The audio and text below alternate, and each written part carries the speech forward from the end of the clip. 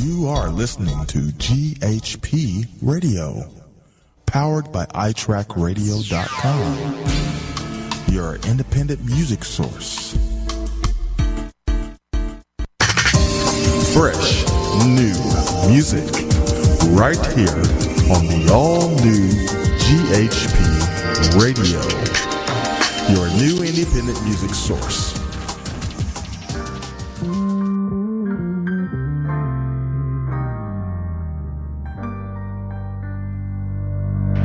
Do you think that everything's about you?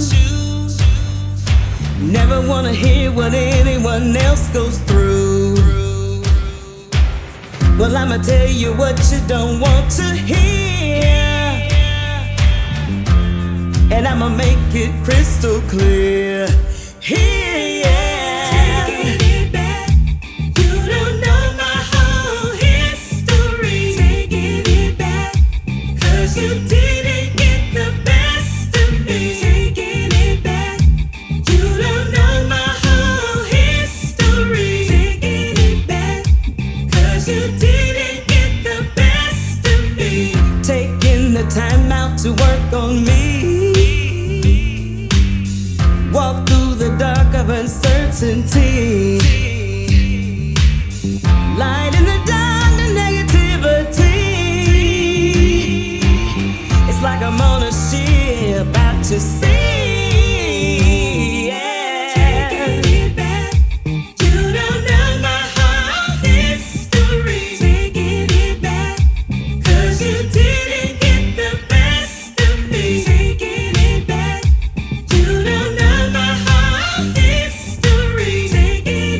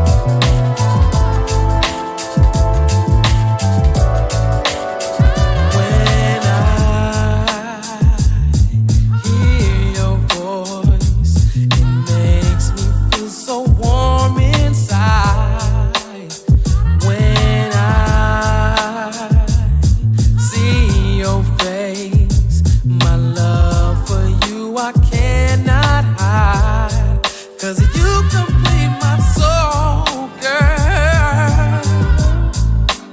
You complete my incomplete world. Life without you, I could not see. Life without you, I could not be. I need you to want me like I want you.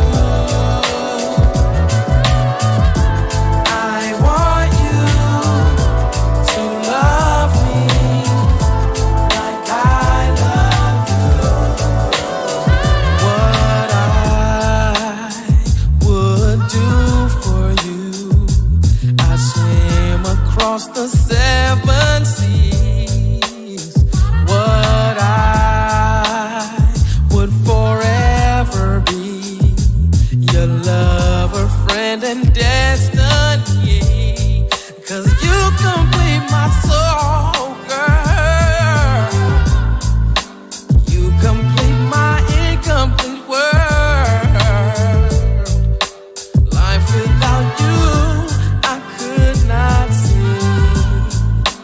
Life without you, I could not be.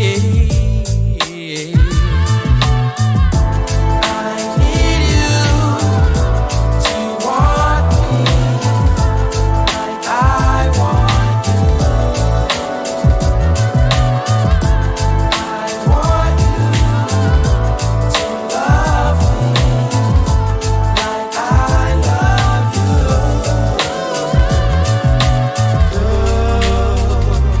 Da da da, da da da, da da da, da da da, da da da, da da. Swear that I need you. Oh yeah, I want you. Just like I want you. I want you to love me. I love just like I love you. Oh yeah, please believe me. Oh yeah, I know from the bottom of my heart and my soul I love you. I need you, girl. Love me. I love. What would my life be without you? I need you to want me like I want. Just like I want you. I want you. Can I love me? Love like I love. I love. I need you to want me like I want you.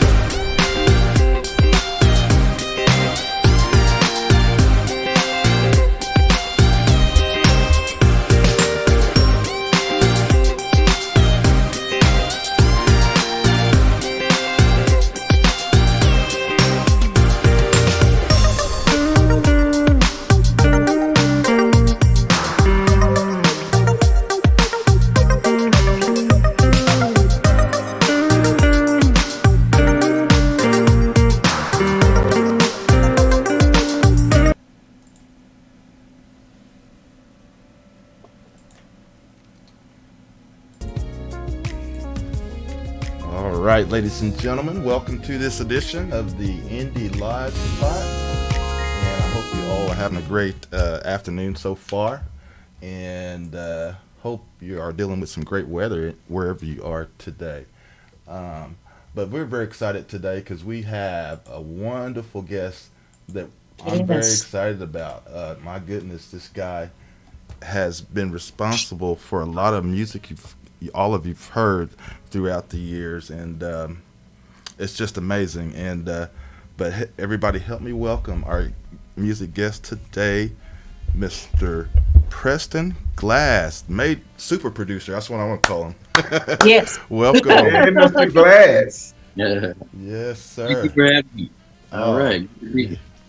Yeah, man, we're happy to have you on the show today because, like I said, I just feel like you're just the fabric in our music life because you've been so connected to so many great music stars that we all grew up, musically on, and it's just, and myself, I'm just excited today too because I've always been into producing music on my own as well, but not on a level where you are, but I mean, I just really, it's just great to have you on the show today. So just welcome, okay?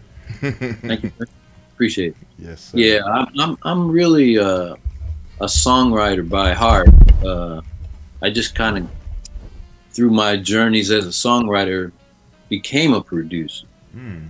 And but I started real young as a songwriter.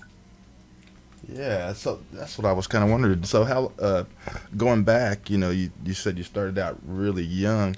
About how old were you when you actually got to do, like, say, one of your major productions with an artist? Well, once I started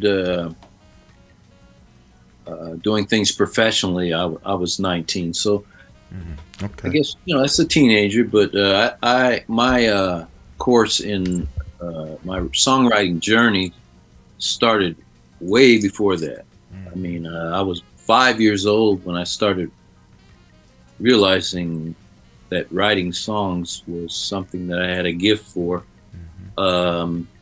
Before that, maybe age 4, age 3, I always had an appreciation for music that I heard on the radio, and my dad was in the Army, so we traveled all over the country. One area might be known for R&B music. One area that we lived in might be more prone to rock and roll. Another area might be more country. And so I got exposed to all kind of music early on, and I had an appreciation pretty much for everything that was good.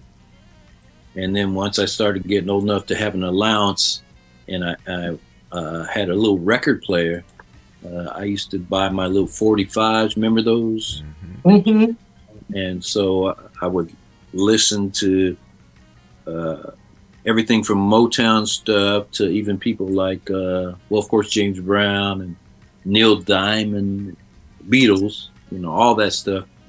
And I used to stare at the records as they turned around, and I noticed in the parentheses there would be a lot of names, similar names popping up on records that I liked, like names like Carole King or names like Holland Dozier Holland, Smokey Robinson. Yes. And so I asked my dad, I said, who are these people? I see the name Four Tops, but who's Holland Dozier? Who's that? And he said, those are the songwriters. I said, those are the ones that make the money, really. He told me that. So that became something at a real early age. I started thinking, maybe that's something I want to do. And my older brother played guitar, also my dad. So when my dad went off to work, I would just steal his guitar and start putting it on my lap and working out chords. And unbeknownst to me, what I was actually doing, I thought I was playing music that was already out there, but came to find out I was making up songs. Wow. Which in another word is really writing songs. So, and once I knew what I was doing, and people around me were saying that these are good songs that maybe I should make a go of it. Absolutely. And so at age 8, 9, 10, I started studying music, music theory, and really got serious about playing guitar, and then eventually keyboards, and started sending my music out as a early teen, like 13 or so, 14, to different publishing companies and record companies and production houses. And because I was such a huge fan of the Philadelphia sound, I started sending a lot of music to Philadelphia International and Gamble Huff, and in particular Tom Bell. Now, Tom Bell did all the stuff for the Delphonics. Yes. Stylistic spinners. And I used to love his music. So that was a smart move too, sending that stuff up that way. It paid off. You know, I never knew that I would end up working with Tom Bell or those cats, but I ended up working with him. He signed me at age 19 as a staff songwriter for Mighty 3 Music, which is Mighty 3 is Gamble, Huff, and Bell. And then in particular, I was assigned to Tom Bell because I was on the West Coast and Tom had moved from Philly to Seattle. So that's where I worked with Tom Bell at age 19. And so to answer your question, I was 19. And the first artist that I was assigned to write for was an artist named Dee Dee Bridgewater. And I had a cut on her. And then I got to co-write something with Denise Williams that same first year of being signed. Wow. And then, so everything that Tom Bell was producing, he had a staff of writers there. And we got an opportunity to write for those albums. So every project that Tom was producing, I had a cut. I was able to land something on each one of those projects. Wow, that's amazing. Pretty fortunate. Yeah. Wow. At 19, I want to know what your parents thought when they found out. Well, they were really supportive. Of course, my mom was not a musician by trade, but a hobby. She played piano, and my dad played the blues guitar. So both of them always had music around the house. And then at age 16, I was in the high school choir, glee club, or whatever you want to call it. And my teacher there, Mr. Floyd Massard, he saw a gift in me, and he said, "Man, you should really pursue this." So I had heard that even though I lived in California, that Tom Bell was doing a seminar in Philadelphia, 3,000 miles away. So the choir department and music department allowed me to put on a show there and raise money to, take my little funds to fly out to Philly and meet them. And then what was interesting, when I met Tom Bell at that seminar when I was 16, I said, "Hey man, I want to come work with you, and I'll move to Philadelphia."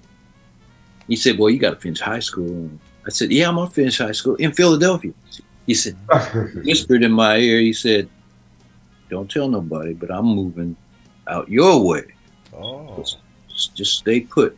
And I thought he was thinking about Los Angeles because that's where all the record companies were. But he moved to Seattle. So as soon as I finished high school, he kept his word and said he would mentor me. And I looked him up, and that he ended up signing me and my brother to a staff songwriting deal. Oh, wow. How cool. And you said your brother, too, because your brother actually did some work with you as well? Yeah, Alan Glass. He lives in England right now. He's doing music as well. But yeah, Alan, my older brother, we were actually the last songwriters ever signed to Mighty 3 or Bellboy Music. Okay. course, Gamble Huff had their side and Tom Bell had his side. But when I look back now on those years, we were really fortunate to get in there, because after us, they didn't sign no more. Oh, wow. Okay. Yeah. Why? Do you know why? Because it seemed like it was working very well. Oh yeah, very well. There's some of the greatest music ever made, and not only, of course, Gamble Huff and Bell and Creed. They were some of the greatest songwriters that ever lived. Right. But they developed some other songwriters under them that wrote tons of hits. Mm-hmm. You know, people like Vinnie Barrett, Bobby Eli, and Jefferson Hawes Simmons, and McFadden and Whitehead. Mm-hmm. I was just going to mention them guys. Yes. So to be a part of that cloth, you know, I'm like really honored. You know? Oh, wow. I know we're supposed to evolve and move forward, but you're right. That was some of the best music during that time. What do you think took over? Electronics? Well, I think drum loops or loops? Yeah, you know, when I started, there was no drum machine. Still hadn't really come into play yet in 1980, 1979. Mm-hmm. And so I had a good maybe 10 years before all that came into play. But I think what's helped me to not just be a relic or somebody that was just in that era is to stay on top of things, you know, whether it's not only the sounds, but the way the business has changed, because there's a whole new industry now, the digital thing. And so it's important to, you know, I think it's because I love music so much. If I didn't get paid a dime, I'd probably still be doing some kind of music. Yeah, I love that. Absolutely. Wow.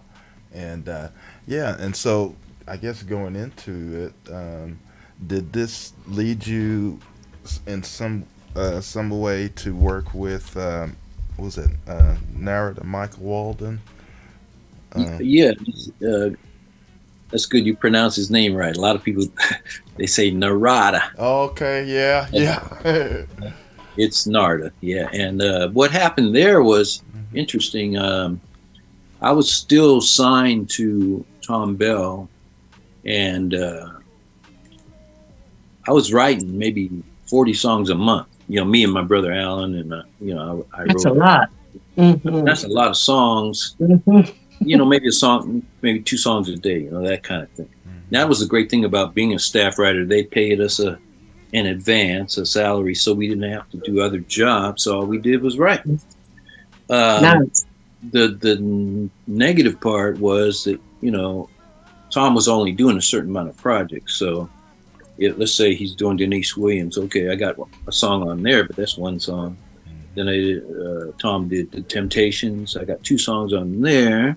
Nice. Phyllis Hyman, I got a song on there. But that, you know, that's 2 or 3, 4, 5 songs. Mm-hmm. You know, I got 50. Next month go by, maybe another 50 songs just sitting there. My. And so I'm like, and these aren't just, words and music, but we're demoing out things with singers and everything. So what I decided to do with songs that Tom didn't use is send them out to other favorite producers of mine. People I admired, like Nile Rodgers and Quincy Jones. And, of course, Narada, Mike Walden. So what happened was, because I had I worked for Bellboy Music, Tom Bell's company, so I had the letterhead and the envelope, Bellboy. So come to find out, after years of working with Narada, he told me he was a fan of Tom Bell. So when he got that envelope that sang Bellboy Music, he was like, "Oh, I got to open that one."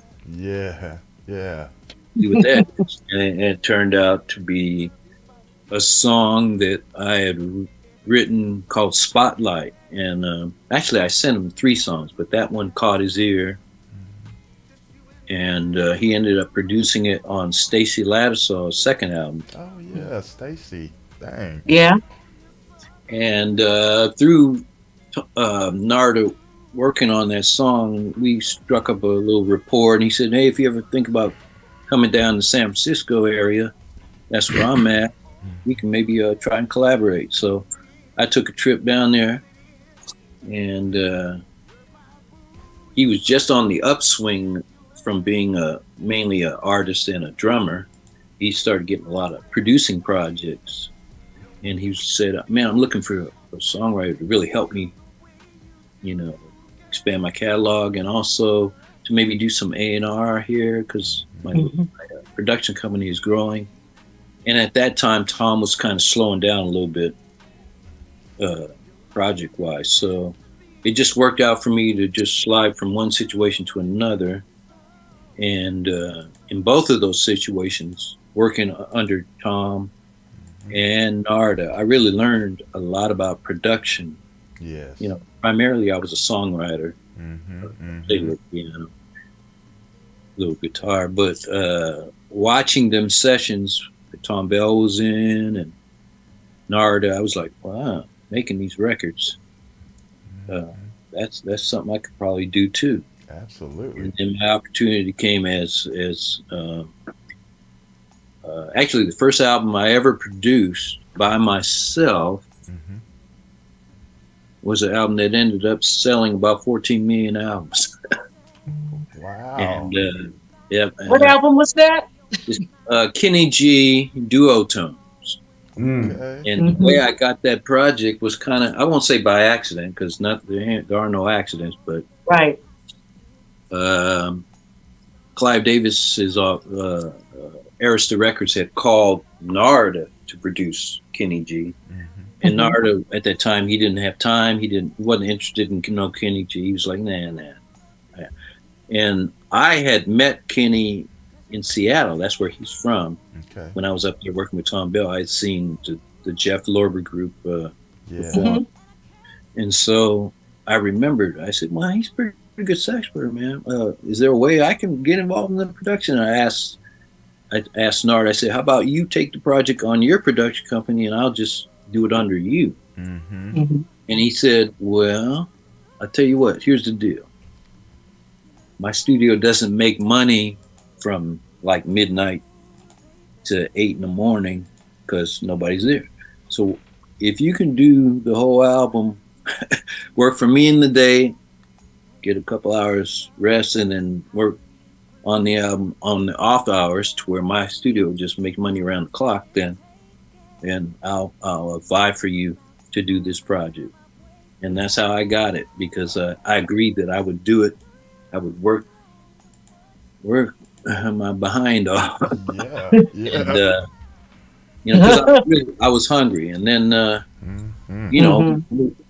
Kenny's last album, before that particular album, had sold like 30,000. So our goal was, if we can get 30 or maybe better, then we've done our job. If we can just make a good album that we like, then we've done our job. And then, of course, we know the rest is history. The album, like I said, still selling, but 14 million, something like that. Man, Wow. that is crazy. I'm hearing the talent that you have and that surrounds you. You guys can almost come together, since the music industry is changing still due to the digital music. You almost can come together and still build an empire. Thank you. You know what I mean? You still can do it now. A Tom Bell situation, or I'm just hearing, because you handled the smooth jazz industry, you handled the R&B, Earth, Wind and Fire, Whitney Houston, Aretha Franklin, all this that you are and that you are affiliated with. You guys can come up with something else, something on your own. Have you ever considered that, or is that too outlandish? Well, I have a small little record label out of the UK. I partner with David Nathan, and we release product every 6 weeks. But a lot of what you're just saying, I think the fact that I have been fortunate to do people from one end of the spectrum, like a Johnny Mathis.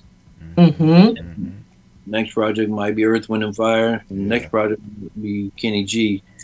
And each project sounds like them. They don't sound like each other. Right. It's not so much my talent. I think what it is my appreciation for all kinds of music. Mm-hmm. You know, I don't just like, I admire some of these people I'm about to name, Babyface, Mm-hmm. Hammond Lewis, I can name Teddy Riley, all these guys, Yeah. they have a sound, right? Right. So even if they're producing The Whispers or Karen White, whatever, you can say, oh, that sounds like Babyface. But I think the reason why my music maybe doesn't have an identifiable sound is because I put my chips on the artists. I try and make whatever they're looking for. For instance, when I was asked to produce Johnny Mathis, I'm like, wow. Yeah. You know, that was somebody that my parents used to listen to, you know. Exactly. I always loved it. But I'm like, what would he want? What do they want me to do?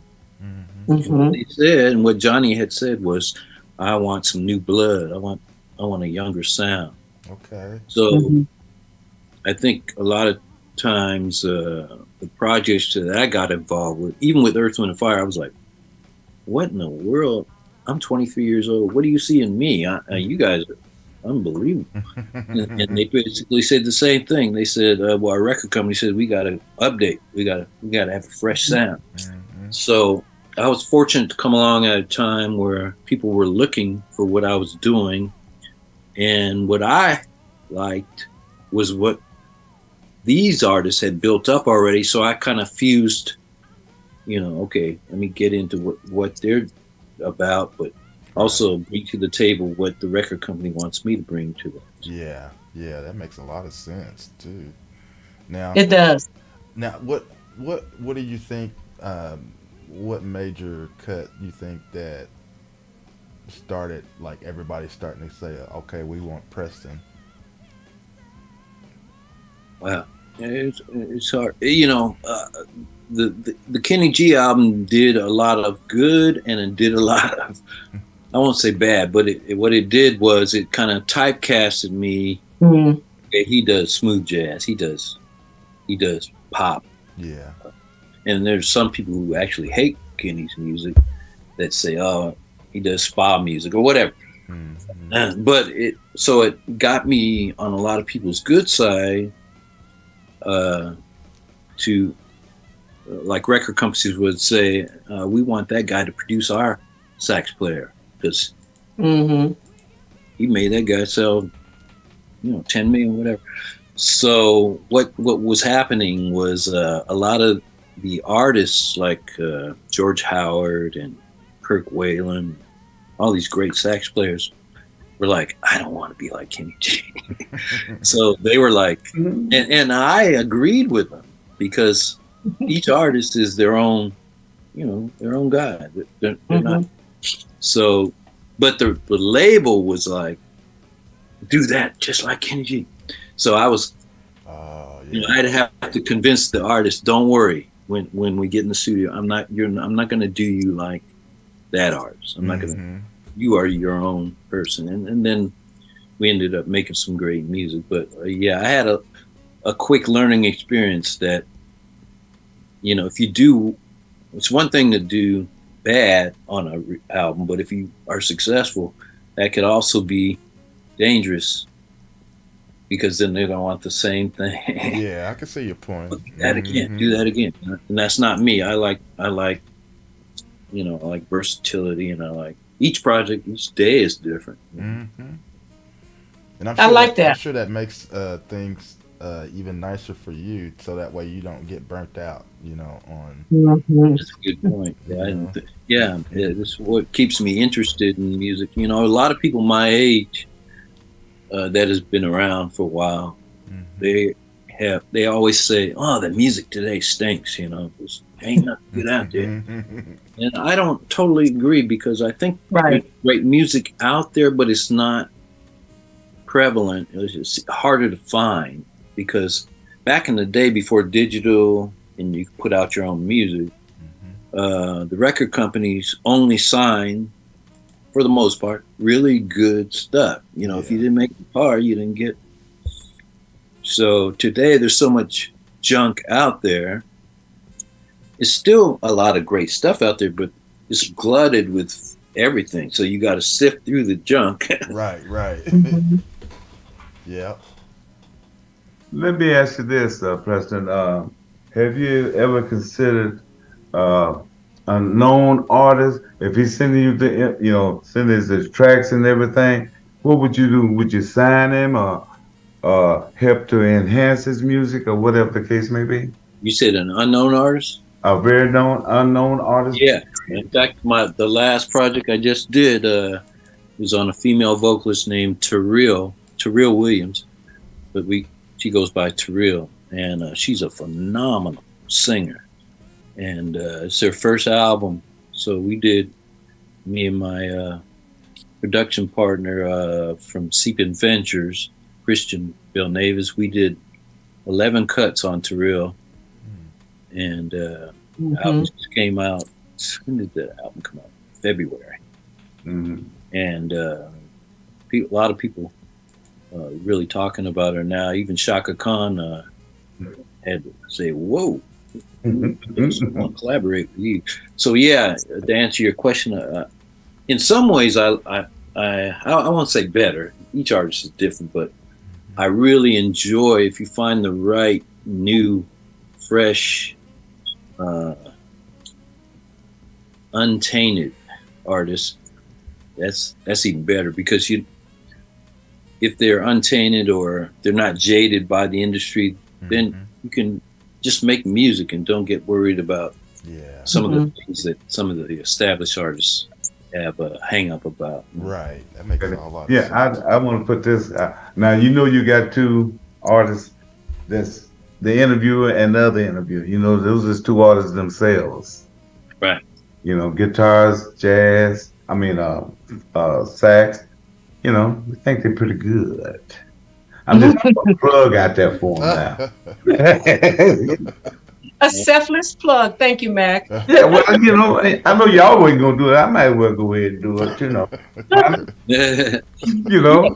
Yeah, I'm open to all things. In fact, I have to kind of see what was a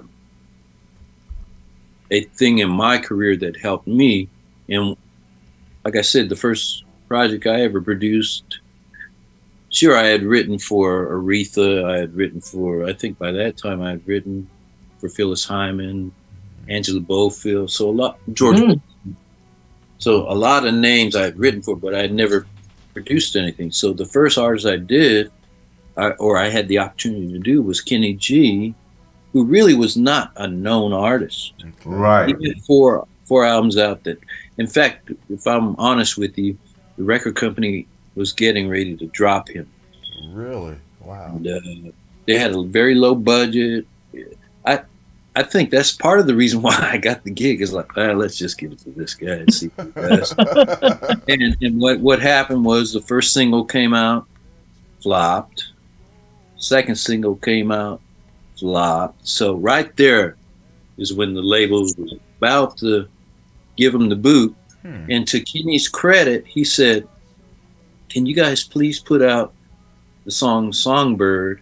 I'll pay for the video and the promotion myself." And that song, of course, went through the roof. Yeah, it did. So they re-released the first two singles. Both of them went top 10. So again, the value of doing somebody unknown that worked out for me. But what is that about? How the first two didn't do well until the third one went through the roof? Well, you know what? There's a lot of theories that have been kicked around about this. It could be that maybe they were planning on getting rid of them the whole time. Maybe they really didn't push the first two singles.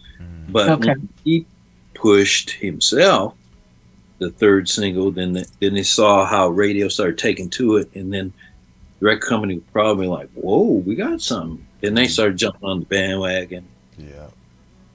He had to show him. Actually, that's how it is today, period. I hear this over and over. Looking for artists who've already done something.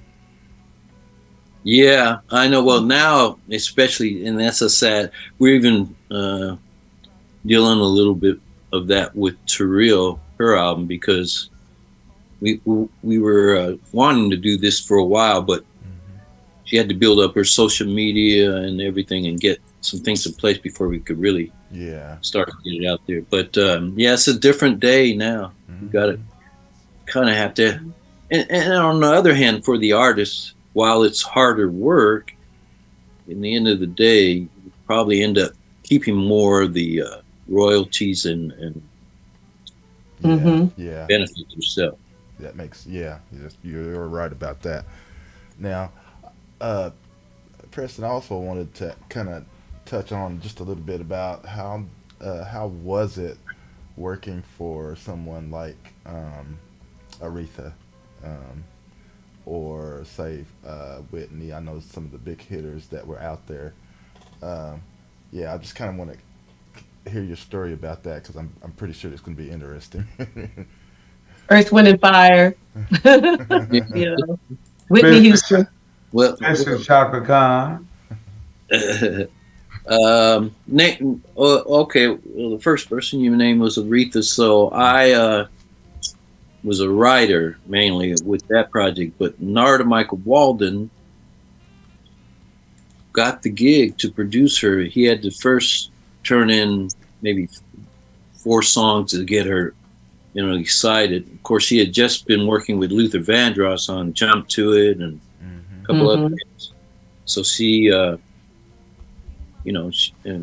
everybody Aretha worked with top notch. So you had to be something for her to even consider you. So one good thing that Narada Michael Walden did was he would call her, almost every day and just see what she was feeling, what she wanted to sing about, what she didn't want to sing about, and just talk to her and let her talk to us. I remember one phone call, Nard said, "Okay, I want you on speakerphone, just take notes," because Aretha, the way she talks is so unique. You're going to get all kind of song ideas from this. Oh. So sure enough, he was just talking to her and saying, "Hey, how you doing today? How'd your love life?" Yeah. And she said, "Well, I'm all right. I kind of kicked my Ferrari fella to the curb." So I wrote down Ferrari fella. That's a great title, Ferrari fella. And then Kick to the Curb is another title. And Nard said, "Well, what happened?" "Well, I'm just going to be single for a while. I'm going to go check out people. But, every time I go to a club or something, I forget I'm Ree. It's like I'm there and I see somebody that's kind of fine and maybe they're checking me out. It's like, who's zooming who?" That's what she said. Wow. So I wrote that down. Yeah. And then one other title, I think it was Radioactive. She said something. So me and Narda, after the phone call, we sat down and we wrote all 4 of those songs. But Who's Zooming Who was the one that came together well, and she heard it and loved it. Amazing. And when we sent it to her, she didn't know she said it. And because she said, "Yeah, I really like that Who's Zooming Who." And Narda said, "Well, you came up with the title." She said, "I did." So if you look at the label, it says written by Narada, Preston Glass, and Aretha Franklin. We gave her songwriting credit just because she had said. Man, that's brilliant. Oh my goodness. Well, we know the inside story. That's so cool. That is really cool. Yeah.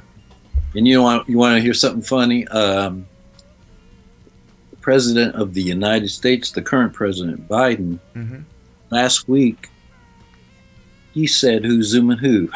He sure did. Yeah. Yeah, see that? He was, somebody asked him about, "Aren't you going to check on this situation?" He said, "Well, I already did what do you call those things? A video." And the reporter said, "Zoom." Yeah, that's it. Yeah. Oh, every time you hear Zoom, it's like, who's zooming who from my generation. My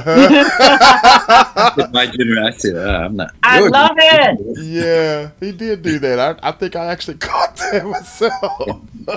Yeah. I happened to catch the replay after I got back. Yeah, it's on YouTube. But that is, but I mean, seriously, that is so cool how you guys collaborated on that. I mean, as far as just Mhm. you listening to the conversation of her talking and you jotting down these words that she came out, and then of course that, man, that's just. That really helps when you know. Of course, that's Aretha's Aretha. She her speech is so Mm-hmm. picturesque, but I think it helps with each artist. You're sitting down to get their thoughts on something, and then if you write down, if they say something that's really personal, they'll feel it. It won't be anybody else that either feels that way or says that. And if they really feel the lyric or feel the sentiment of the song, it comes out, being them, and they love it. I remember I learned that myself from Tom Bell, because he told me about. I know this is going way back, but when he worked with Johnny Mathis, him and Linda Creed just sat down and interviewed him. He said, what do you want to sing about? What don't you want to sing about? What do you like? What do you don't like? What do people think about you? What do you think people think about? And so the whole album is really songs about it, the way he feels. And he loved doing that album. Man, that's awesome. That's so awesome. Well, you're shedding new light on songwriting and producing. That I guess in my head, even though I'm an artist, I just thought, hey, I like what he wrote or she wrote. Let me have it. I never heard the side of the story where you listen to the artist and then you wrote. You're paying attention. That's some TLC right there.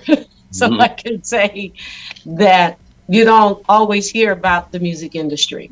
Yes, I think today a lot of producers, artists too, artists, songwriters, just got a track. Oh, send me a track, or vice versa, or I'll send you a couple tracks I have, instead of doing tailor-making something for somebody. That's what I'm. Right. That's the way I'm used to doing.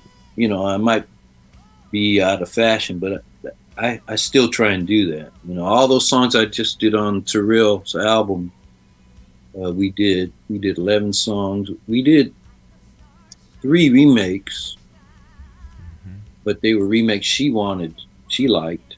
In fact, we asked her as co-producers, send us a list of about 30 songs that you maybe could hear yourself sing, and we ended up picking 3 from her list.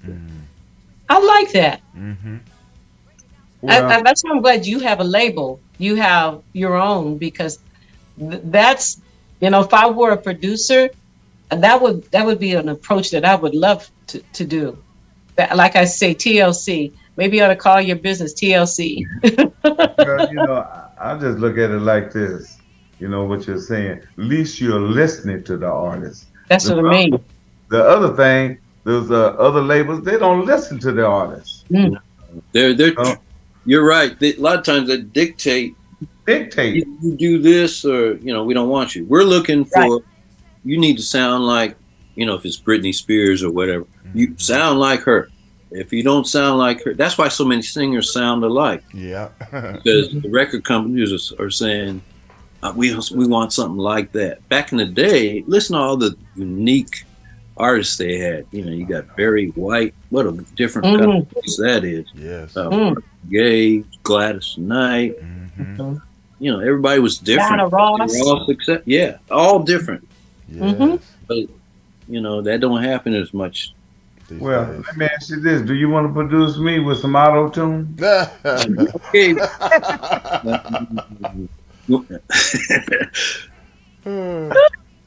Auto tune. I had to get it. You could probably hit a note. Let me hear you sing. Who's your favorite artist? One of your favorites. There's so many of them. More, I like One Luke. of them. I can't sing. Shoot, I'm doing the best I can do right now and run my mouth. You shouldn't have opened your mouth.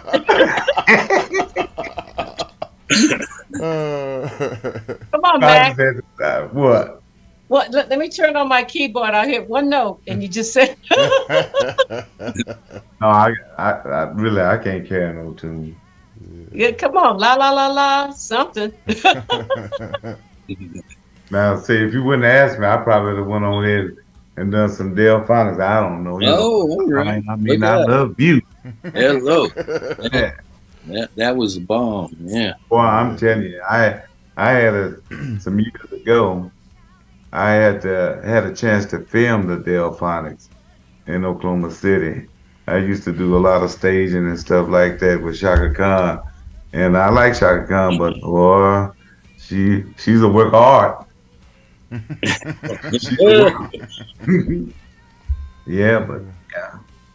Well, I was fortunate to work on one album with the Delphonics with the original lead singer, William Hart Poogie. Yeah, William Hart Pookie. Yeah. And I remember picking him up from the airport.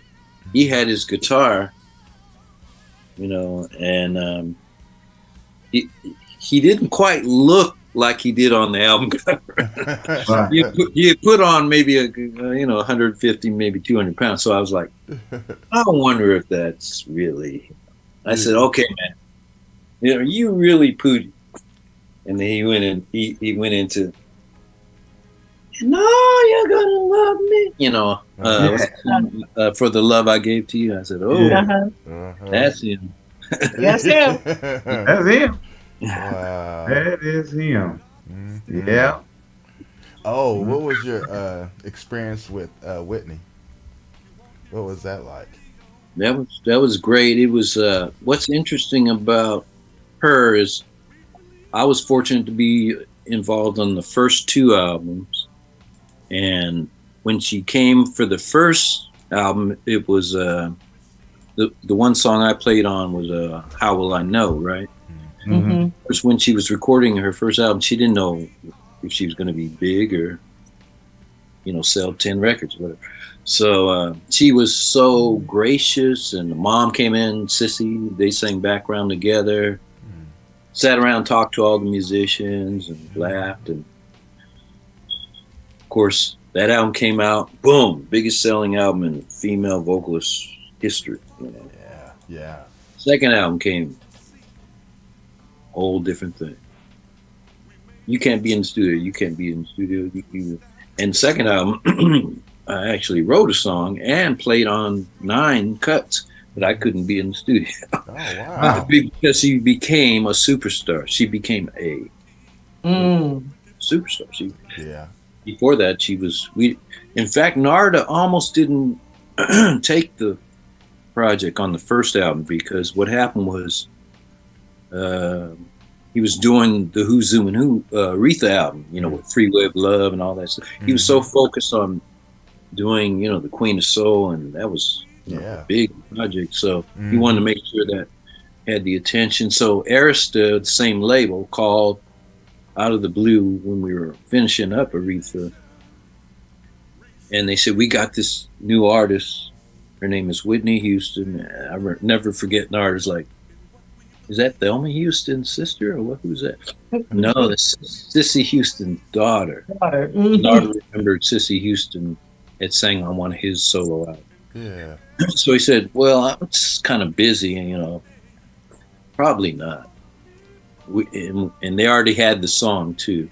And so Narda was like, well, you already got the song. I won't be able to write for it. Let me hear it. And so he heard the song. He said, well, if I can write a verse, it sounds like this song needs a verse. It's got a B section, it's got a chorus.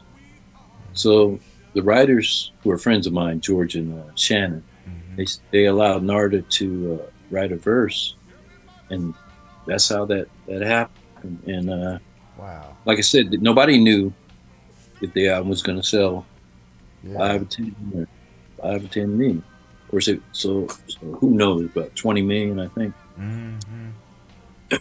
So no, there's hope for you, Mac. Come on. Don't get me started now. Come on. Number 2. This is your opportunity. I think I leave that up to you and G. I leave all that. instrumentation and everything, voice, I leave that up to y'all too, you know. I'm You just can video it. yeah, I'm just doing the best I can do right now, you know. Just run my mouth and have a good time. Preston, Mac is a concert promoter. He's done several concerts and festivals throughout the years. So Great. Got we're it. all in the music some way or the other. Love music, but like Gary said earlier, we really admire your history, your pedigree, Oh, yeah. everything. No doubt. I listen to podcasts and stuff, and other producers and their journey, and I enjoy doing that. But as I do that, and I'm looking back at my journey, it's like so different. Yeah. I'm really, like you mentioned, Earth, Wind, and Fire. Now, how'd that happen? Well, I was signed after my deal with Mighty 3 Music was up. I signed to Almo Irving, which is Herb Alpert, Jerry Moss. Almo is the publishing division of A&M Records. So I signed with them, and the vice president there, Brenda Andrews, hooked me up with Maurice White. And it was an album called Touch the World. I guess they had cut about 30 songs. They had recorded about 30 songs, and the record company they were really unsure about the direction. And so Maurice had put the word out that he's looking for the right young producer or co-writer. And I was always curious, how they got a hold of me, or why. Did they hear something they liked in one of my other songs? And they never did answer that question. It was like, once I had come up with about 3 ideas for them once I found out they wanted to meet with me. And when I pressed play, they looked at each other and said, yeah, that's what we want. So once I got to know the guys and we were recording, I asked them, what is it? What song of mine did you like? They said, well, we weren't really familiar with you. we just knew that when you pressed the button, that was what we liked. Yeah. What? Wow. That's pretty much how it go. Just like if you're playing one of the more 45, and sometimes the B side is better than the A side. It's just what you feeling and what you gonna like. Because I just said the first riff in the song, man, that sold it right there. Yeah. Yeah. That in fact, that I call that the press play syndrome now. Right. Because you can talk as long as you want about, well, I do this and I do that, and let me hear what you got. Right. Just hear. Just hear what you got, and let's move on with it. And I can't play a daggum thing, can't sing, but I know what I'm listening to. Music. Yeah. Yes. And everybody to some degree knows what they like. But I think even today, this holds true that maybe more so than back in the day. A person has to be grabbed within the first 5 seconds of the song, or else they start to lose interest, maybe even faster now. But also I learned from Tom Bell, that's why a lot of his intros are some of the best intros of music you'll ever hear. Yeah. When you bet you by golly, wow, that intro, before the player even comes in, it's like, wow, what's that? Or even like, could it be on Falling in Love by the Spinners Down? You hear that? Yes. You don't have to. He said, if you don't get them in the first 10 seconds, boy, that's it. Yeah. Yeah. I tell you, excuse me. I tell you, just like Shaka Khan, one song that I really like is Angel. Right. I think that's one of the greatest songs that she ever done. Yeah, Jimmy Jam and Terry Lewis did that, I think. Yeah, boy, I'm telling you, shoot. Amazing. Told the truth on them old gals, though, huh? Is that what you like about? I thought it was the music. Oh no, it was the music, but like I said, you know. But I can't think of what they did like. But that one part of it, that hook, and when she was saying, "Oh, how she say about the girl?" I guess like always in the business or something like that. But anyway, that So caught what's the lyrics and that you the lyrics. liked? Yeah, the lyrics. Hmm. Yeah, I oh, guess she's right off not the an bat. angel. Well, that's true because I've done staging for the woman. I know how she is. Oh man, be nice. See what I mean, Well, I'm being Preston? that, but I'm just saying. But she's a damn good singer, though. But that one particular song, I really liked. I really liked that. Henry Mixon said it's them old gals. Thanks. Henry always keeps us going. Yeah. But since we're talking about great songs, what makes a hit song, Preston? I know it's a broad question, but what's your take on that? Yeah, when you say hit, you mean something that lasts a long time or something that sells a lot? Yes. So, Yeah. Well, let me explain. Let me rewind a little bit. When we had the Whispers on the show, it wasn't until Mac made that comment that I realized, because man, I'm a fan of their music. You know what I mean? Love them, and they never got a Grammy. And then you have people like Frankie Beverly Mays. They're playing the same songs, 35, 40 years, and still in this area they sell out every year. 2 nights in a row sell out, and then you hear they never won a Grammy. Then Well, So the Grammys they're special. Let me put it like this: Whispers. Yeah. I mean, the Whispers. A lot of people would consider them unsung, but in the R&B community, they're like some of the greatest artists of all time. Same thing with Frankie Beverly and Mays. Right. But you go to a certain neighborhood and sing joy and pain, they'd be like, what song is that? They'd never heard it. Mm-hmm. You're right.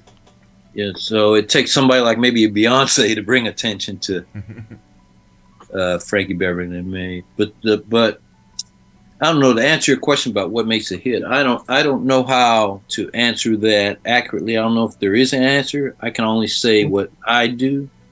Mm-hmm. And one of the things I try and do first is have a song title that is catchy.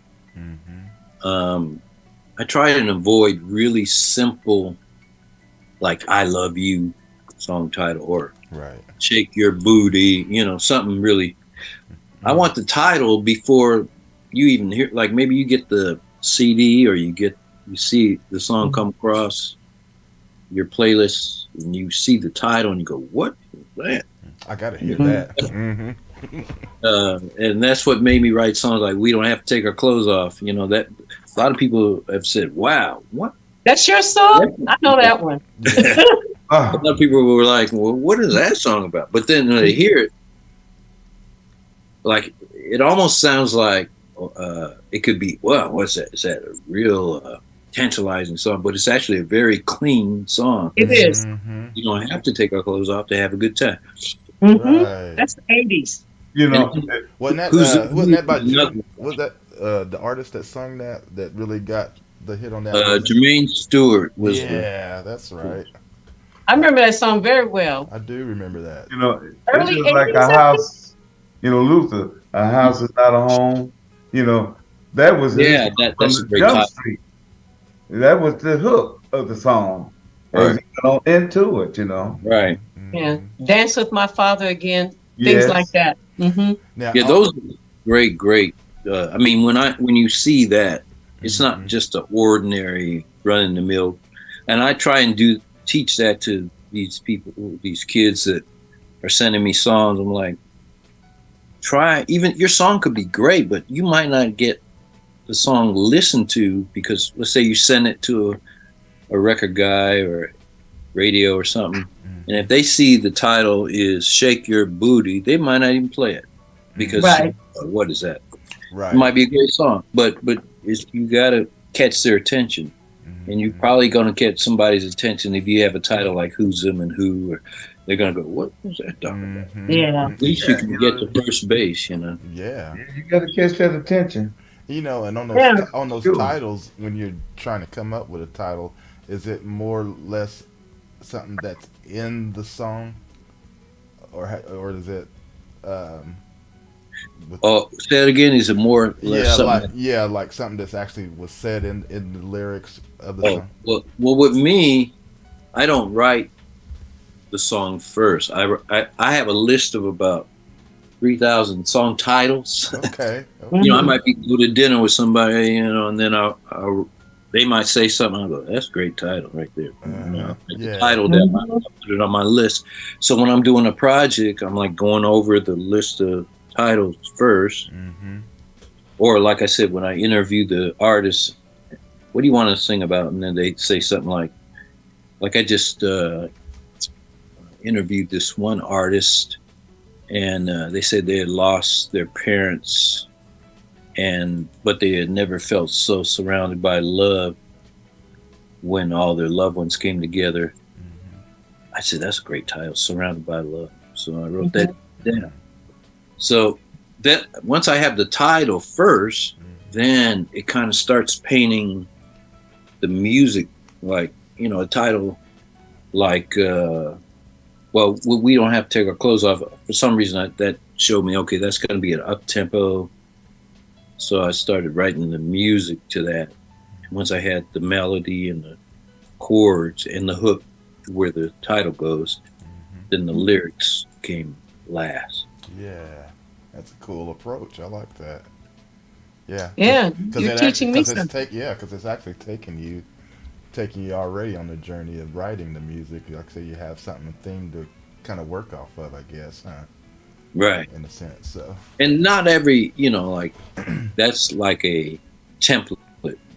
Maybe 8 out of 10 songs I write, you'll follow that template. But, you know, occasionally something comes along different. Maybe the title be the last thing. Yeah. Yeah. Awesome. Now, I did see somewhere you have some kind of relation to Larry Graham, the bassist. Yeah. Yeah, tell us about that. Larry, well, what happened was I was working with Narada on an album for Larry back in 1984, I think December of 84. And Larry's wife's name is Tina. So Tina's sister, Gina, came to visit her in the studio. We met, fell in love, got married. I became Larry Graham's brother-in-law. In fact, we got married. We got married 3 weeks after we met, and we're going on 39 years now. Oh man, Awesome. Now that works, doesn't it? That's awesome. That works. I'm telling you, Yeah. It does work. boy. It I'm was- telling you. Oh Did boy. you say 3 weeks though? Yeah, 3 weeks. Yeah, Did it take you long, picked boy? me. It was 10 months for my husband and me. 10 months is It was- still fast. It was 6 months when I met my wife, and we was married for 49 years. So you know, man, that's great, boy. I tell you, shoot. Yeah, it is. I Yeah. guess when you meet the right one, why? Yeah, I decided from a previous relationship. I said I'm never dating anybody that long. If it doesn't work, you got to go. That's a lot of work. But you know, I just felt, and I know you, Preston and Joyce. I know your wife, your husband, and everything, because I feel that way. That this was heaven sent to me. Mhm. Yeah, definitely. Yeah. You know. I mean, I can't really, like, people that hear that we've been married that long. And, hey, what's the secret? What? And I can't really say. They say, should it be that quick? And I always say, it don't happen that way for everybody. No, it it Yeah, it's doesn't. always different, isn't it? I It look at it is. like this.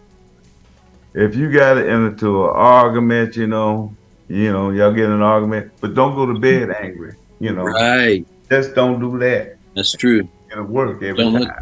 let that's scriptural there. There's it. Don't let the sun set with it. Yeah. Right, that's right.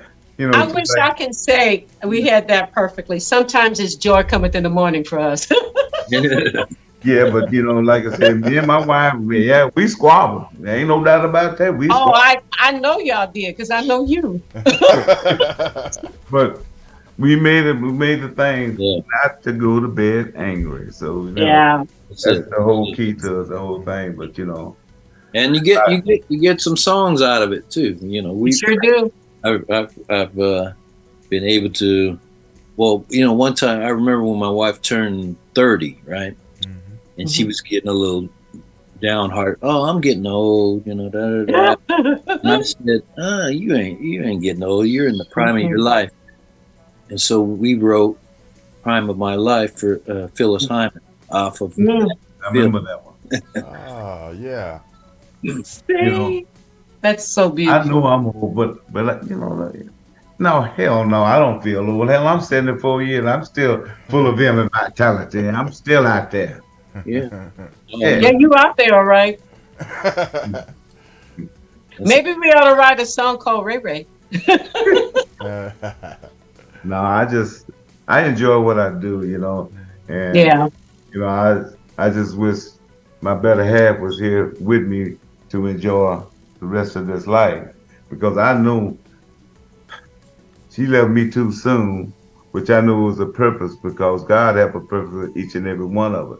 But see, I have a purpose that I have to still find out what my goals are, and I know each and every one of y'all still have a purpose out there. You need to still kind of travel through the journey to find that. All right. Yeah. Yeah. Okay, so Man. Oh, I'm sorry. say Ray preaching over there. So so Preston, so I guess since you and Larry are family, you guys have you done some work for him as well? Well, yeah. Well, of course, the initial project that I was working on with Narda, that was one, and then I think it was about 3 years ago through my label. There's an album called Chillin'. Okay. That we did a full album with Larry solo.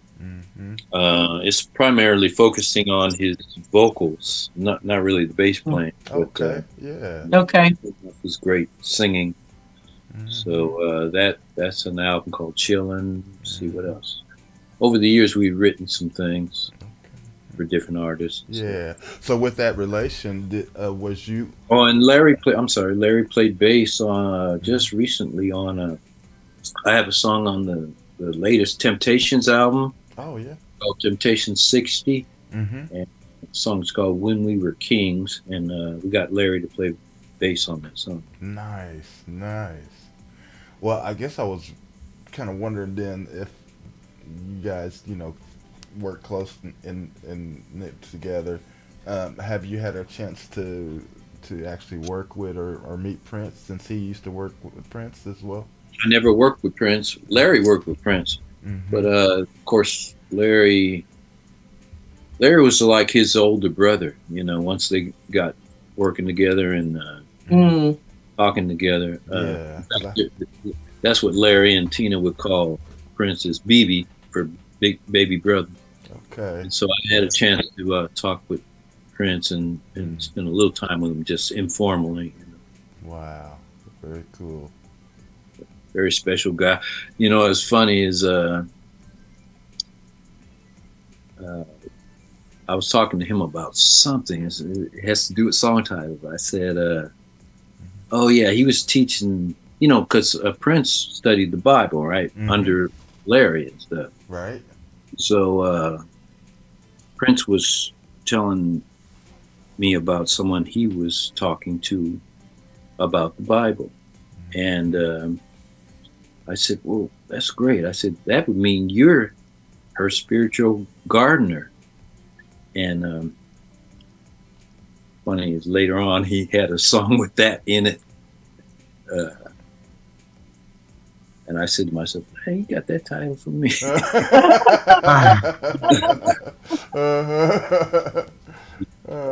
Yeah. That's pretty cool. I can't help but sometimes feel a little sad when I hear his name, Michael Jackson and Whitney Houston. Yeah, no, isn't that something? Yeah. They're all Those three. All gone too soon for sure. All gone too soon.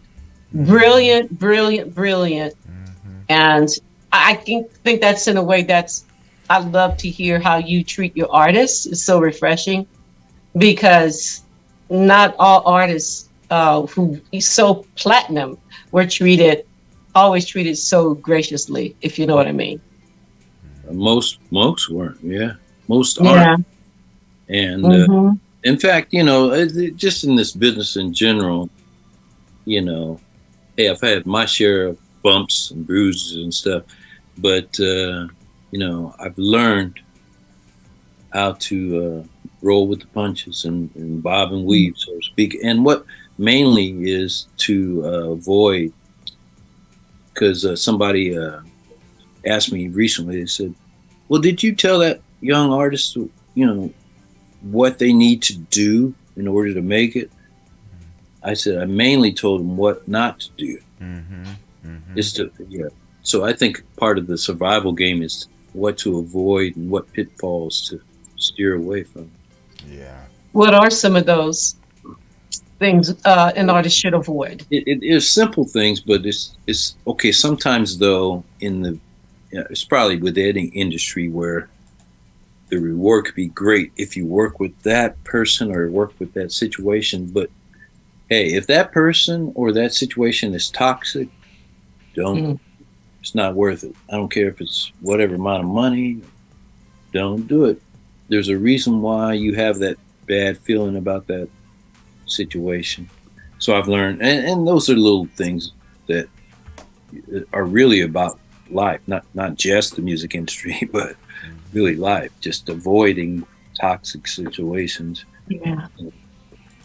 Yeah. How good it might look like, wow, well, maybe they're hard to work with, but wow, they can make all this money, or don't do it. Yeah, that's true. Yeah, the ones that you're just talking about, the toxic, they think they better than sliced bread anyway. They don't have any, I don't know. Yeah, like I said, they think they better than sliced bread and it ain't worth a quarter. Very arrogant and everything else. Yeah. No, that's kind of hard to deal with. It's a funny thing you mentioned that about arrogance. I think some people are naturally that way, but then some of it, the industry breeds that. They almost feel like, well, I got to be that way. Yeah. Somebody actually told me, Preston, you could be so much bigger if you start talking about yourself more.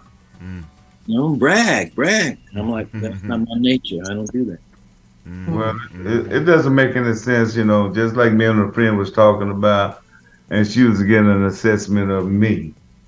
I'm just being me, who I am, and what I enjoy doing, and, by treating people the way I want to be treated, and that's just, I love people, because I guess I feed off of them because I look for their knowledge, and if I have anything, I'm gonna give it to you. Right. That's just who I am. That's a good way to live. Yeah. Oh, I'm sorry. I thought we were done. I said I wasn't gonna do no talk. You know you can't help it. I know what I can. I know it. Hey, Preston, I was kind of wondering, so during those times in the business, if you're, being a producer and stuff, between all these labels and things like that, have you ever had any interaction with Clyde Davis, even, being that you did, you did do some work for Whitney? Yes. In fact, I'm mentioned in his documentary, I think 3 times. So if you look at the back in the glossary, where it's alphabetical, who's mentioned in the book, yeah, I think my name's right between Barry Gibb and Jackie Gleason for Preston Glass. But yeah, I've worked with him on not only Kenny G, but the Whitney and Aretha, the Jermaine. I produced Jermaine Jackson when Jermaine was on Arista. Okay. Yeah, so I worked with Clive. Yeah, he was always cool with me. That's good. Yeah, I was often kind of wondered how he was as far as that goes. You know. Very, what I liked about him, he's always musical. He wasn't one of those executives that didn't know. Like sometimes you'll have an A&R guy say, you know, do this song. It needs more work, and then you'll ask a question like, well, what does it need? I don't know. You're the, you know, they don't know what it needs. But Clive can tell you. Clive will be like, well, the bridge on that. You know, I don't. What you should try and do on this is transpose it, or you know, he knows how to talk music. Okay.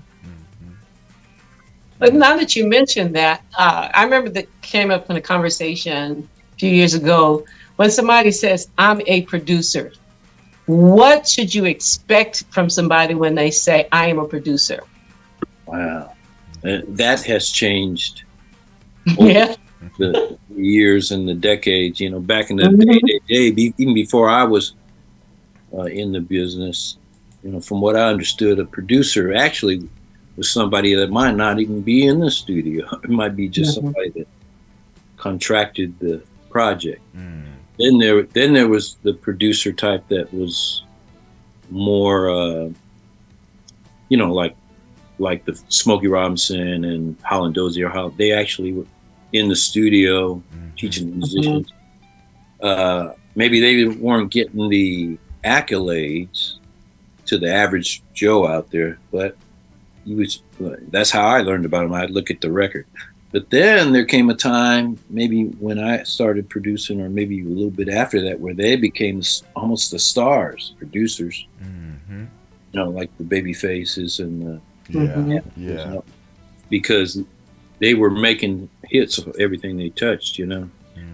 And but I think that whole period that I just named, in whichever way they were recognized, they did the work of making the records. I call it records, but you know, recordings. Now producing is like, if you maybe and this is my definition, but if you make a beat and you give it to the artist, I'm the producer. I did this beat. And what that beat might comprise of is somebody else's song that you put a hi-hat on. You know, like they'll take the intro of an old whisper song or Delphonic song or something, and then it becomes. So producers now are not really producers. Yeah. Have you found any of the producers are very arrogant? Oh yeah. You know, it's funny. People ask me, well, who is the hardest person to work for or work with? Who are the hardest people? You know, I'd say the easiest people to work with are the legends, like the Maurice Whites of Earth, Wind & Fire, Johnny Mathis, George Benson. They come in, they know their stuff, they treat you respect for what you do, works well together. Now, I hate to say it, but in general, it's the kids. They walk in like, I'm greatest, like you said, greatest thing since sliced bread. And no, you ain't. Yeah. And you know, I tell you, I'm sorry. I was just gonna say, go ahead. You know, a young artist came in to show me her songs, and she had a guitar, and she was saying, "Yeah, these are my songs. Tell me what you think." I think they're great. So I heard 3 of them, and one of them, at the end I said, well, that song is good. The other 2 sound exactly alike musically, especially. I said, it's probably because you should use some different chords, is what I said. You're using the same chords. And she said, no, I only use the best chords from Guitar Center. she didn't know what a chord was. Wow. Like a, Oh, Oh my but goodness. she came in like, I know I'm the best thing in Isn't that something? Wow. that initially went over my head until you said that. Well, Preston, Ooh. while we're on this subject, now this here by no means is a negative story like that, but it's a funny story and it's really cool because I want you, if you could share it with us, because I actually over the weekend, I believe, or not the weekend, but early this week, I was just actually, kind of doing some things because I was kind of excited about you coming on, and I just happened, I don't know, I guess I did something, and somehow I ended up on just briefly on a segment of an interview that you were on, and I heard a little story that you told. It really tickled me. It was about when you were doing some work for George Benson, and you guys, you know what I'm talking about? I think. Oh, yeah, I think it's, is it where I kind of fooled him? Yes. He's such a perfectionist. Yeah. Yes. Yes. Yeah. It was Love this. producing. He's not only a great guitar player but a great singer. But he knows his equipment. He has his own studio. So, if you say you need to do something to the upper mids or all that, he understands everything. Yeah. About EQ and all that. So, but his, I won't say problem, but it might be a problem, is he's a perfectionist to his own default. So we were in there, we finished recording, and so we were in the mix mode, and we were supposed to mix a song a day. So the first day came, we're in there, and the end of the day, we think we got it. Me and the engineer would go, yeah. We play it for George. He goes, you know what? I got to redo my vocal. I don't like it. I'm going to redo it. And the engineer was asking, I think because you're hearing it too loud in the mix, maybe you're being too, let me duck it back a little bit. And once she did that, my engineer did that, then, and I started playing along with it out there on the grand piano. George was like, that's what that song needs, that piano. I'm like, oh no, why did I do that? But anyway, I said, well, why don't we take a break, go to dinner, come back and revisit it. And while we're out to dinner, my engineer will make those adjustments. And so we went to dinner, and before I left, I told the engineer, don't change nothing. Leave it exactly the same. But when we come back, say, he did a few little adjustments. So George was having a good time at dinner, having a little wine and stuff, and came back about 2, maybe 3 hours later, a couple bottles of wine later too. Got back in there, and the engineer pressed play, and George was like, that sounds fantastic. Hell, he forgot we were even listening to it. And so, But you know what? he did that 3 days in a row. Yeah. I'm not lying. He did that every day. Second day, same thing. George was like, oh, we got to change that. Okay, let's go to dinner. Don't change nothing. I love it. Back, And you know what? Fantastic. Kudos to you Yes. for understanding what you have to do with Yeah, that you know particular what? artist. Mm-hmm. I'm glad know, you said that. Each artist is different, and that's one of his Yeah. things. Is he's so into his music. He wants it to be great. And Of course. hey, the bottom line, at the end of the day, the record company hired me to get the best results. So if it doesn't come out right, it's on me. So I got to figure out. My job is really a psychiatrist almost. It really is, isn't it? Everybody's different. Yeah. That's right. Some artists Like That's your other gift. Thank you. Some bands I work with, they're not really that great. Mm-hmm.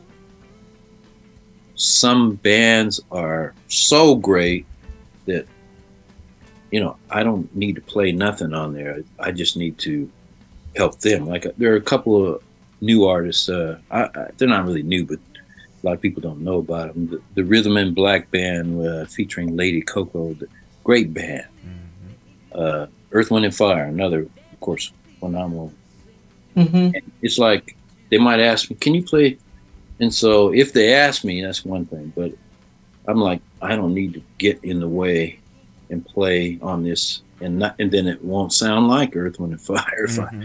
Right. You know. Well, what instruments do you play? I play guitar. No, guitar. You mentioned guitar earlier. And keyboards and bass. And bass. Okay. But I play Adam. I mean, at them. Oh, yeah. I mean, you know, I can make records, but some of these musicians that I work with are so phenomenal. That, yeah. So you guys are. I have a friend up in Oklahoma City named Maurice Johnson. This boy can play, and I always, you know, when he get ready to do his thing, he'll call me in and ask my opinion of it. He wants to change every time. Man, you know, he's just steady changing. Keep it simple. Keep it the way you done it the first time. Right. Yeah, that is a problem with a lot of musicians. I know some. Sorry. Yeah. You know, a lot of it's because I mean, they know their craft, and maybe that's not their job to produce or to edit or write or whatever. But I know some phenomenal musicians that they're not known, and maybe they're not going to be known if they keep doing what they're doing. I know some mediocre musicians that make a great living because they've learned how to, you know, stick with that. Don't get too crazy. Yeah. Right. And I guess it depends on the style of music you're doing. Some, you know, pop and R&B and because he depicted himself of Benson and Wes Montgomery. You know, those are his inspirations right there. But I'm telling you, the boy, he's phenomenal. He can play. Yeah, he is. He's really good. He can really play, man. And well, okay, I have to, you know, I see what Henry is saying. He's that way too. A lot of us have different long story short, my first album, the guy, oh yeah, he's great, Joyce. He has a recording studio. He had the plaque on the wall, all this stuff. And my album sounded like it was recorded on a cassette player. Like you record live from the radio on a cassette player. It was awful. So, and then the second one, I had the same problems. So now I'm so jaded. So I don't know for other people. And when you're an indie artist and you don't have a team around you, you don't have anything, and you know that what you put out there, people are not going to listen to because my name ain't Frankie Beverly, okay? So I think we just get nervous. We're like, okay. And what I learned to do is not listen to it for a few days or at least 24 hours and then come back. Yeah, sometimes that helps. Also, if you maybe have a person or a couple people that you trust, you bounce it off of. What do you think of this? Because even people like Luther Vandross, you know, he had like Marcus Miller and a couple of people co-produce his vocals because as phenomenal a singer as he was, he realized he might get too close to it and too much of a perfectionist. So let me have this person here to bounce it off of. Right. Even Stevie Wonder, you know, has that same thing with the engineers. Yeah, you know, I just like this fella next to you. I mean, this interviewing over here. I'm telling you, he produces his own stuff, mix it, max it. Yeah. Perfect. He just need that other little old boost. That's it. That other little boost. Oh, a kick. Kick. That's what he needs. Man. You have to kick him out there. Stop. That's it. Okay. Ah, So Look at him. See, I'm he's so modest. Yeah. That's good. That's good. Yeah.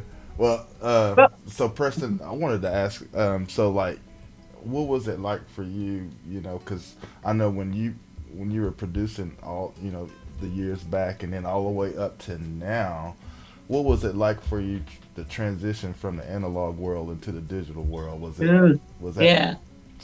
something that really kind of got in the way of some things, or was it easy for you?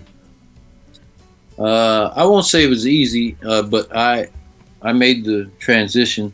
I love the editing part of the digital and some of the things you can do. And I really learned how to become even an engineer on that thing. So I engineer most of my own stuff here at my studio, but I prefer analog on some things because of just the compression that it adds and fattens up stuff. Sure. And, but the good thing about digital is that whatever you feed it, it'll take it. So if you feed it fat, analog sounds or whatever, it'll take it. I'm learning stuff every day about digital. Yeah. Some tricks that I do use that can't tell nobody. Right. But, All right. You know, there's so many so many production teams out there that use the same sounds that everybody's using because it's the same instrument, and that's what's another, I think, reason why a lot of this music out there is sounding the same. Yeah. So I do some really weird stuff with using the digital editing way you can do it, and it's kind of it makes it exciting to record new stuff. Absolutely. Yes. Yeah. And through your years of recording and then writing for so many wonderful artists and groups and things, have you had any work, you know, personally for like film and TV? I've done some film stuff, but television I haven't done any. I've had songs on shows, but they just grab something from the album or whatever. But I think maybe 3, 4 soundtracks and scores. Very cool. You know, you're talking about the digital and, you know, recording software. The best thing that I found is the best feature is the undo button. Isn't that the greatest thing? Yeah, that's great. And saved in history. Those are the two greatest things for somebody just learning and trying to figure it out. I went undo. Oh gosh, what happened? My computer crashed. Well, it's in the history. So yeah, those are the two things. They didn't have that back then. I remember. And I think that's why I never tried to do it. It just seems so complicated. So actually, I guess for the novel person like myself, it just made it so much easier for me to learn recording. Yeah. Now it takes hours and days and all kind of tricks and YouTube videos to learn the in and out of some of the features. But it's still, to me, people like me that are not engineers, I love it. Undo. I lost a file some kind of way, and I realized, oh, there's a history. I mean, that's how. New I was. I'm not naturally an engineer. I'm a songwriter, but I learned how to do stuff with the digital. I probably, if it was still analog, I probably couldn't do it. Right. Well, yeah. Well, I'm a musician first. You know, I sit back and watch them with a 4-digit recorder, you know, instead of ping ponging the different, you know, of what I'll say, vocals into the thing. Man, I said, damn, that's a lot of work you ought to be doing with it, just ping ponging. Then they came out with the dead, and now Yeah. Man, back in those days, like when Bruce Swedien and Quincy Jones, they did all that Michael Jackson stuff, and they had they had 24 track, but then they used slave reels, which is Right. for, and then they'd have like I heard that they had 90 something tracks of vocals. So what they would have to do is keep switching the reels off. I mean, now you don't need, you can have 1,000 tracks on your digital. No problem. Yeah. Well, I tell you that. Yeah, because I used to sit back and watch them. I said, damn, how y'all ping ponging all this over here and over there? I said, boy, shit, that was just a, hell, they wore me out. They wore me out. They, they got it done and was successful. Yeah. They knew their stuff. Oh, yeah. We were talking about the Grammys earlier. Have any of the songs that you wrote or produced were any of them nominated or won Grammys? Stuff that I've produced, yeah. Stuff that I've, let's see, did anything I write? No, I haven't had anything that I wrote one, but something I produced. And then stuff I played on, a lot of stuff. Okay. Yeah. I've never won a Grammy, but I've had my name mentioned on the Grammys once. So. Boy, I just really think that the Grammy, hell, is just like the Oscar. All them damn things ain't nothing but a joke. Oh, see? What we're going to do with this? When people deserve these things, they don't never get it.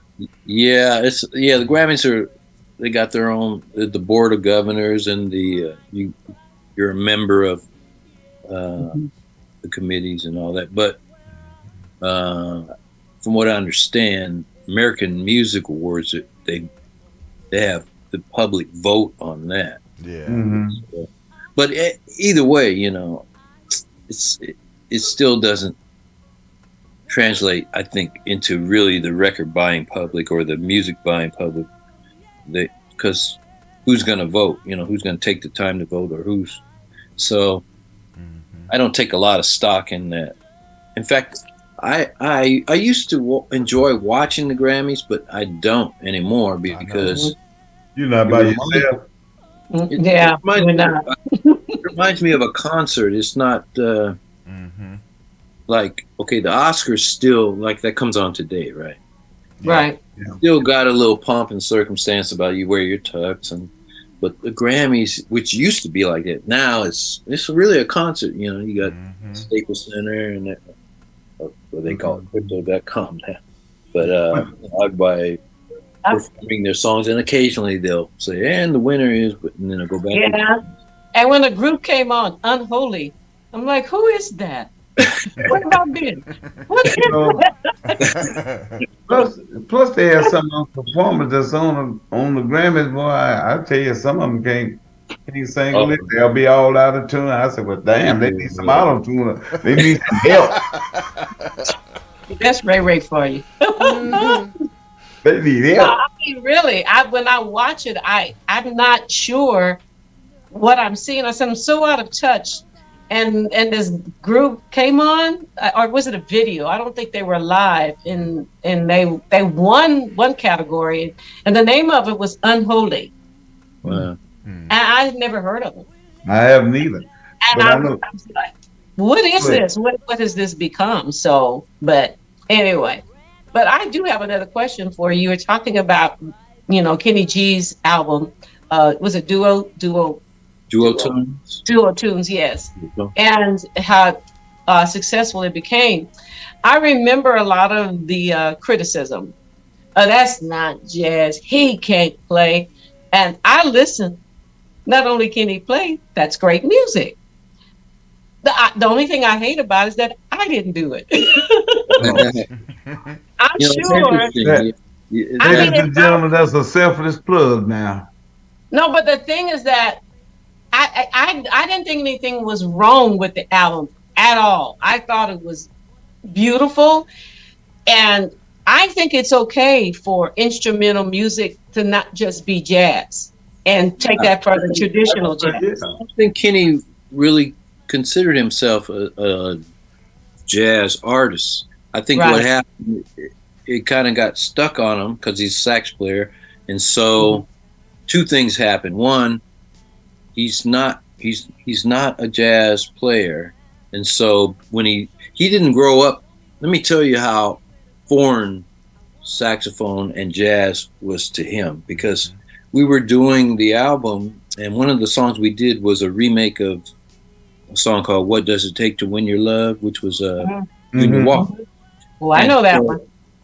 And the reason why we chose that song, because the record company wanted a lot of songs with vocals, and Kenny didn't want any with vocals. He wanted all sax. So me as a producer, I'm like, how do I make this kind of work, meet in the middle? And we thought of, wow, this song, it has vocals, but the hook really is the sax. Yeah, exactly. Oh, yeah.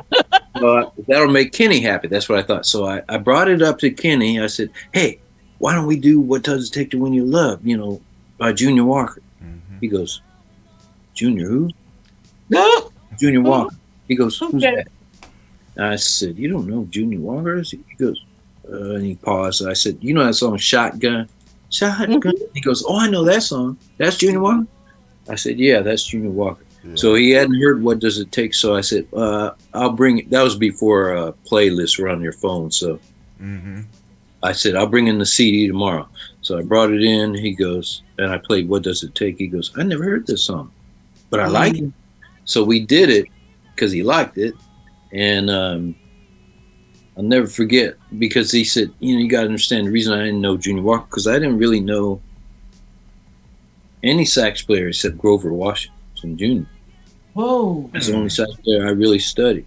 So he didn't study Coltrane and Miles Davis. Charlie Parker. Charlie Parker, yeah.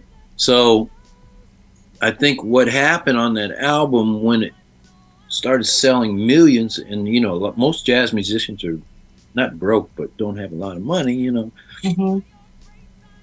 there was a little bit of hatred going on, hey, A little. but not so much that they didn't like the music, but pretty much who's this quote unquote, who's this white boy out there saying that he didn't say he played jazz, he just making a record, he played with Jeff Gorber, another white boy played, but I think if the album didn't sell like it did, he wouldn't have got the flat. But it's so much, it's like, oh no. Well, we hadn't heard anything from him in a pretty good while either. And he had been produced by Preston Glass in a pretty good while. Oh, well, hello. You We need to bring you back on board then, huh? Well, you know what happened to that, me, and probably the best thing that could happen too is because, like I said, it was his idea to put out Songbird. It was his good idea and what saved the album. And then he convinced the record company, let me produce the next album. So what happened was the Silhouette album, he produced, well, he tried to produce the whole thing, and Clive Davis heard it and said, there's a couple things. Why don't you go back to Preston and do maybe 2 or 3 or 4? So I did 4 songs, but Kenny had a bad attitude the whole time. Was like, I want to produce. So after that, that was it. Okay. Yeah. That's why you didn't hear from him then. He's producing himself, and what's happening, he's allowing stuff to happen with his pitch and his overplaying and everything, to where, like when I worked with him, he was not who he was. He wasn't a superstar, right? So he listened. I said, that melody right there, that melody. So, but then of course he became Big head. Well, that's just like I said earlier. Once they get there, they think they better than Slice. Arrogant. The whole nine. That's what. But that's always my prayer. Keep me humble. Because you know what? There are a lot of great musicians out there. You're right about I that. can be replaced like that. But one good thing about Joyce Spencer is you are yourself. Ain't nobody. Yeah, there are a lot of great musicians, but there ain't nobody like you are you. I'm me. Everybody's themselves. So that's one thing I try and encourage artists to just be yourself, or even encourage myself to, because there was a time where I started saying, well, maybe I should do more hip hop, or maybe I should do more, because that's the music that, you know, that's not me. Right. I didn't know, you know, I finally learned, no, just stay in your lane. The world revolves, and if you stay there long enough, it comes back around to you. Come back around to you. I believe that. Yes. Yeah. And that's a fact. Okay, Gary, we'll stay in our lane then. That's great. We'll stop trying to be. Yeah, that's great advice. Great advice. It is great advice. I'm learning a lot. You need to give seminars. Yeah, I do. I taught at UCLA and where else? San Francisco State University music courses. So that's one of my favorite things to do, is to, you know, instruct and help.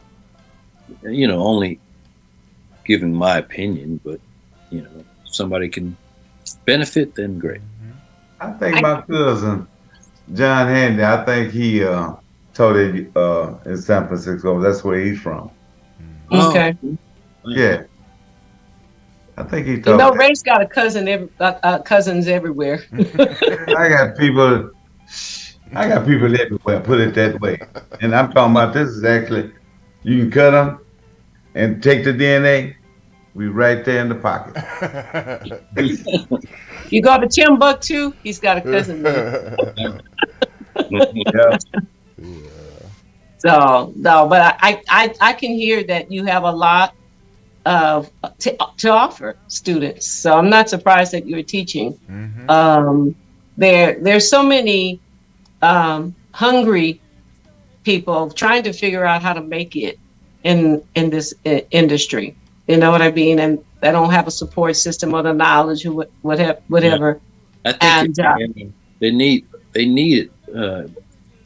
Back when I had, you know, the opportunity with Tom Bell and staff writing, they don't really have the staff writer thing now. From what I understand, there might be a couple of production companies, but a lot of times they make you be a ghost writer or make you be a intern. You don't get paid. You know, I had any cuts as a 18, 19-year-old kid. You sign me, boom, immediately I'm getting a salary and writing for, you know, Denise Williams, Phyllis Hyman, you know, straight in. So, and that taught me so much. You know, you had to go right into the fire, but that's how you learn. Yeah, but at 19 years old, having that opportunity, that's amazing. Do you know how many people who are blessed with that? Not very many. I was real fortunate. Yeah, that's great though. I love it. You know, and now after all these years and your knowledge, and you still have a lot to offer. I appreciate that, and thanks for this platform here. You know, I love what you guys are doing, because look, we're not just sitting here talking amongst ourselves, but a lot of people are tuning in. Get a little bit of insight, hopefully. Yeah, absolutely. But we definitely, because there are other artists in the chat line, or independent artists who are in the chat line as well, making comments. Even River me, so I'm cool with that too. They're applauding you though, Preston. They ripping me. Henry Mixon. He one of them, but he cool with me. Yeah, Papa Smurf, that's his nickname. Papa Smurf, Ray's nickname. All right. You have all kind of names though. Ray, Mac, Papa Smurf, Edgewise. They just throw it on me. Yeah. Yeah. I'm cool with it. We have a lot of fun. Yeah, we do. Yeah. But when Gary told me you were coming on the show, I was like, wow, go G. I call him G. So go G, this is going to be fun.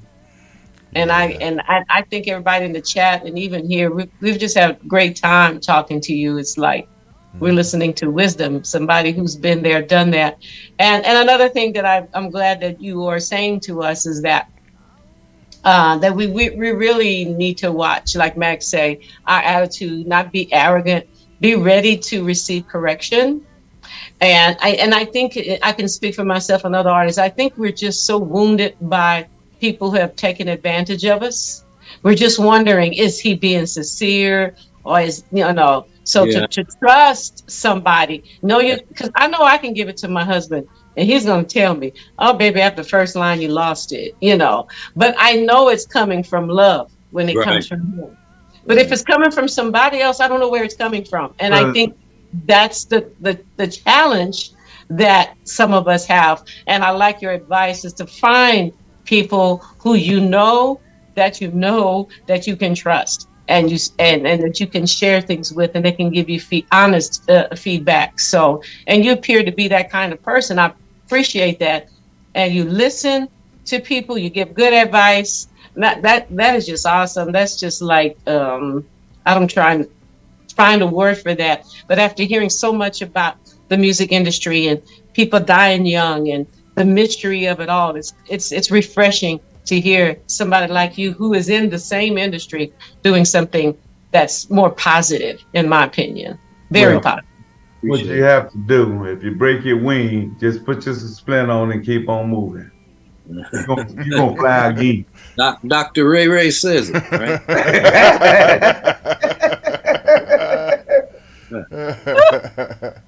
I'm getting water in my mouth.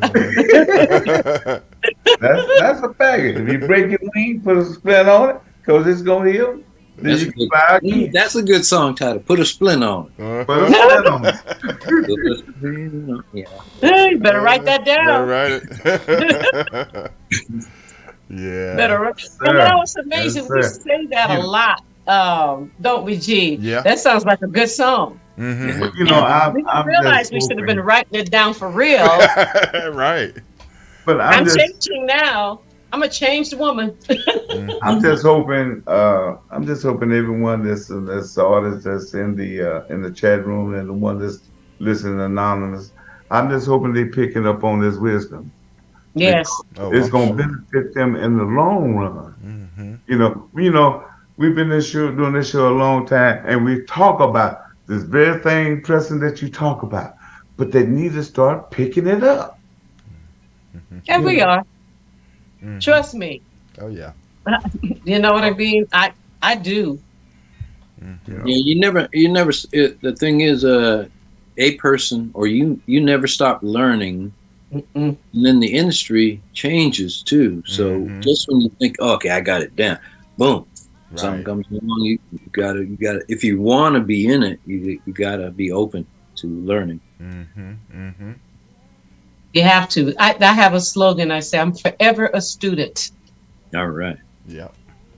I got you these days, and it's so refreshing to hear you say that too, because I'm like, I feel like I'm always learning. Every time I think I know something, then I realize I really don't know a lot. I know enough to know that I don't know enough.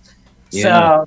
So I'm keep seeking, and with things changing, the technology changes so rapidly. That's why I hate updating software, because I don't know how much of a learning curve I'm going to have. Yeah. Well, Joyce, that's something that you're going to have to do, because I do it. It's going to change again. Mm-hmm. I'm so overwhelmed. And what gets me, they can learn how to work the boards and do everything here. That's with the music, but I don't even know how to work a computer to get into a chat room. Ain't that wild? Oh man. Yeah. Look at the means that we communicate. Well, that's why what's his name, President. He didn't know what Zoom was. He didn't know what Zoom was. Right. But he didn't have that technology back when that song was written. That wasn't a real thing. Yeah. That's funny. That is a movie. Well, that's okay. I have a sister who swore she had that flip phone forever. I don't want to mess with text. I just want to call. Oh, well, my niece, her daughter, said, "Mom, I bought you a smartphone." Now we call my sister Text Queen. She texts. Yeah. She texts all the time, especially when she first got it. Text pictures and everything. I think once you have a taste of it, then you go, "Oh, Yeah. I thought this was going to be hard." Right. That's what happened to me with the engineering. Because I was so used to, okay, I go in the studio, I do my thing, and then I have my engineer, and he take care of all that.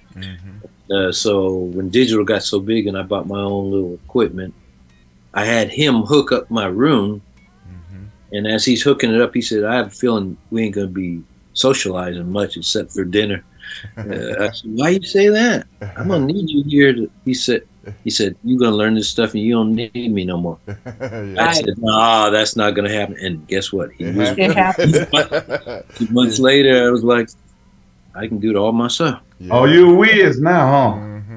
Yeah, but it's the truth. It's great though. I was paying for a studio, and they were messing my stuff up, and I said, "Well, I can do all by myself." And I built a studio in my office, and my husband said, sometimes bad things that happen to you is really best for you, because now, it brought out the beast in you. You're in here recording your own stuff. Now, I don't mix and master or record for real. I send it out to somebody else. But when it comes to my live horns and things like that, I'm like, I can do it right here. Well, I tell you, that's what actually inspired me to actually learn, music production and try to do everything on my own, because I was, years ago when I had, it was, back in the analog days, of course, but I was doing, stuff at home, and I would say DIY in them days, but when I would go pay the studio, those local studios that I used to go to,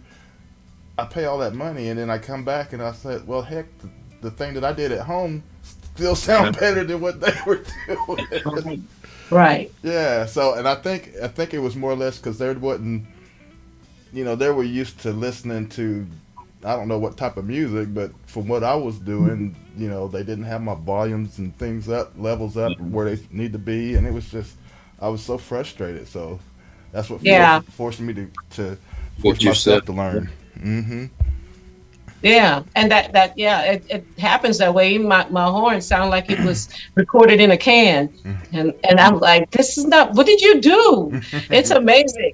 I don't know, but I didn't go back to fix it. Yeah, I just said, it's a long story, but he and I found out if you, the old saying, you can do bad all by yourself. Yeah, I mean, I can do this. I can mess up. I don't need to pay anybody to mess something up. Yeah.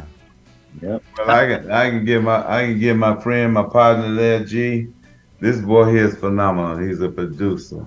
He put together a radio station, and we've been hanging with him for 20-something years. And he do all the graphics. I'm telling you, all what you see is Gary Fuston. We just show up and talk. That's it. Yeah, we gave him, 20 years ago, I gave him the game plan. This is it, and we're still doing it. All right. Yeah. All right. Well, it's about that time, people. But I just want to take this time to thank our guest, because it was such a pleasure. Such a pleasure to have you here, sir. I enjoyed it. Yeah. Well, you got to come back again. Okay. Yeah. Don't be no stranger over here. Yeah. You talked about your new artist, the country artist. Was it her name? I forgot. Well, she's not a country. She's R&B. Terrell. The R&B. Yeah. Bringing R&B. That's her motto. Bringing R&B. Nice to have you both on the show. I'm just saying, Gary? I'm just saying. Yeah, absolutely. In fact, she has a thing called Friday night karaoke on her own. She's really active in social media, so she has guests. Nice, like Mesa did. Yeah. So but she's good with crowds and interviews and stuff like that. So nice. Check her out. Her album is called Feels Like. Wait a minute, so I can get it right. Feels Like This by Terrell Williams. Okay. Okay, I'm writing it down. Yeah. Or I'll check it out. Terrell, Terrill. Oh, I. Okay, thank you. Terrill. Okay. All right, I'll check that out. All right. You got Ray Parker on there too, playing Really? on one song. He's one of the baddest guitar players. Yeah, he is. Mm-hmm. Wow. All right. Con, that's him on You Got the Love. Mm-hmm. Yes, yes, yes. Okay. I just found that out just here recently. I don't remember where I heard that from, but I was like, I should have known that. All right, Ray Parker back in. All right. Mhm. I can't wait to hear that. Yeah. All right. Awesome, awesome. Okay, well, thank you so for much. having me. Yeah, and man, keep going, doing what you're doing, cause Yeah. Thank you. I will. And don't be a stranger. Just come over sometime and just kind of see who we're gonna have on and discuss it and good music. Okay. Yeah. Thank you for the invite. I will. Yes. All right. See y'all later. Okay, All take right, care, then. It's Preston. our pleasure All right, having you. take it. All right. All right. Well, that was awesome. Hey. That was That awesome. was awesome. And we didn't even listen to no music, but that's cool No, too. we didn't need to, cause We didn't need to. we did not Good need to do that. It was Good like, conversation. I'm like, no, G, we don't need the music. Like, I want to hear him say this. I want to hear him say this. So this was nice. And we Yeah. didn't. Yeah. So, but can I give a shout out real quick, G? Yeah, go ahead. All right, to all the people in the chat who showed up. Hopefully, I got all your names. But number one, Colleen Keithley, who's always first in the chat, always coming in. You know, we can't thank you enough for all that you do, Miss Keithley. Yes. You do a Colleen. great job. Thank you love you. on social media, promoting artists, keeping up with us. I love it. I love it. Thank you. Gia Hyatt, my sister Gia Hyatt in the house. Gia, K-Ward Gia. Radio, our Jazzy was here today. Martin King showed up. I don't know if you're still here. Martin, thanks for dropping in. Appreciate that. And Henry Mixon, who's always mixing up some real good stuff for Max. Yes. Appreciate you, man. Lord V, as Gris used to call them, Keith Gilchrist. Thank you for being here. Brother Keith. And Heidi was in the house today. Are you still here, Heidi? Thank you. All right, It was good to see you. Yeah, and Algie Williams, brother Algie Williams, Algie. and with his great gospel music out there. Jessica Single from Africa, my sister. Glad you were here Jessica. today. Yes. JC Smith, Brother great to JC. see you here today. All right, And JC. thanks, hey, JC, thanks for buying tickets to my Sade show. Mhm. Thumbs up. Appreciate your support. All right. And Marilyn Ford, thanks for being here Hey, Marilyn. today. Marilyn. And don't forget, click the thumbs up, subscribe if you haven't already, and please share this. You know what? I have a suggestion. Before the show, the next week, maybe 30 minutes before, why don't you share this on your timeline? Just click the share button, put on your timeline. Just help and help us get some more subscribers. We appreciate it. Thank you. Thank you. See you next Saturday. No, next Saturday, yes. Yeah, next Okay. Saturday we have Mr. Sam Hankins in the first hour, and then in the second hour we have vocalist, soul singer Brenda Lee Eager. In the second hour, so it'll be a nice show. We'll have two different artists there to focus on, and in fact, I think Sam, when he comes on, he's going to actually be coming on with an artist that's actually on their latest singles that you'll get to hear. And also congratulations to Sam. He's actually just signed with a label. Nice. Yeah, I believe it's an independent label, I believe, but we'll hear a lot about that. Yeah, he can tell us about it. We won't spoil the announcement for him. Yeah. But anyway, with that said, I thank all of you, and again, I want to thank Preston Glass for taking out the time to stay here the whole 2 hours and just fill us in on all of that wonderful history there, because that was just nice. And It was. And with that said, have a great weekend. I enjoyed it. See you later. Bye. it was our pleasure to have Preston on Hmm. and everything. And hey, man, it's a lot of knowledge. You know, the listeners that's outside the room and the ones that pick up on the knowledge of what he was, was laying out there to you.